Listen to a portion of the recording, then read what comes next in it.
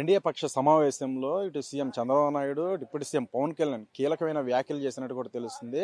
మూడు పార్టీలు ఎమ్మెల్యేలకు సంబంధించి కూడా ప్రధానంగా ఇప్పుడు వరకు అంటే ఎన్నికలలో ఏ విధంగా మూడు పార్టీలు కూడా భాగస్వామ్యంతో ఎటువంటి విజయాన్ని కైవసం చేసుకున్నారు, అలాగే ఈ యొక్క 2 ఏళ్ల పాటు కూడా ఏ విధంగా ముందుకు వెళ్ళారు మూడు పార్టీల విధానం అనేది కూడా ఒకసారి చెప్తూనే ప్రధానంగా ఇటు వైసీపీ వారు ఏదైతే చేస్తున్న ఒక ట్రాప్లో కూడా పడవద్దు, ప్రధానంగా ఇటు మతాల మధ్య కావచ్చు, కులాల మధ్య కూడా చిచ్చు పెట్టే ప్రయత్నం అయితే చేస్తున్నారు. అలాగే ప్రధానంగా ఒక కూటమి నాయకులందరూ కూడా విడగొట్టే ప్రయత్నం అయితే చేస్తున్నారు. ట్రాప్లో పడవద్దంటూ కూడా ప్రధానంగా డిప్యూటీ సీఎం పవన్ కళ్యాణ్ అందరూ అన్ని పార్టీలు ఒక ఎమ్మెల్యేలకు సూచించినట్టు కూడా తెలుస్తుంది. అలాగే రాబోయే 15 ఏళ్ల పాటు కూడా ఎన్డీఏ ఈ విధంగానే కలిసి ముందుకు వెళ్తుందని చెప్పుకొస్తున్న నేపథ్యం అయితే ఉంది. అలాగే ఈరోజు గవర్నర్ ప్రసంగం నేపథ్యంలో కూడా వైసీపీ సభ్యులు ఎవరైతే ఉన్నారో గవర్నర్ ప్రసంగాన్ని అడ్డుపడుతూ కూడా ఒక నినాదాలు చేస్తూ దాంట్లో సంబంధించి శాంతి భద్రతలను రక్షించాలని నినాదాలు కావచ్చు, దొంగల రాజ్యం అనే ఒక నినాదాలు కావచ్చు, ఇవన్నీ కూడా చేసిన నేపథ్యంలో ఒక అరుచుకుంటూ నినాదాలు చేసుకుంటూ వెళ్ళారు. కానీ దీనివల్ల ఎవరికి ఉపయోగం?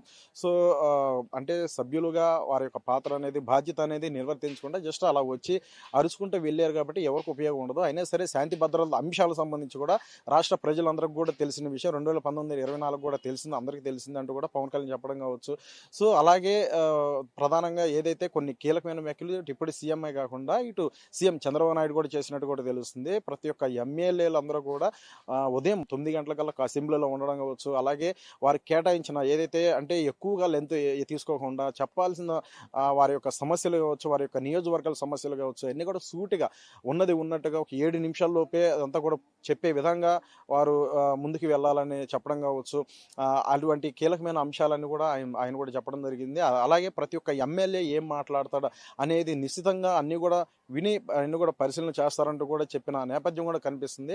సో అందరూ కూడా విధిగా ఆ యొక్క అసెంబ్లీ సమావేశాలు మాత్రం ఖచ్చితంగా హాజరవ్వాలి అంటూ ఒక దిశానిర్దేశం కూడా సీఎం చంద్రబాబు నాయుడు చెప్పడం కూడా జరిగింది. అదే ఇప్పటికే చూసుకున్నట్లయితే వైసీపీ వారు ప్రధానమైన కొన్ని అంశాలతో కావచ్చు ఒక ట్రాప్, అంటే ఇప్పటికే చూసుకున్నట్లయితే వివిధ రకాలుగా మతాల కులాల మధ్య కూడా ట్రాప్, విద్వేషాలు రెచ్చగొట్టేలా ఒక ట్రాప్ చేస్తున్నారు. ఆ ట్రాప్లో పడవద్దు అంటూ కూడా ఒకవైపు సూచనలు చేసిన నేపథ్యం అయితే కనిపిస్తుంది.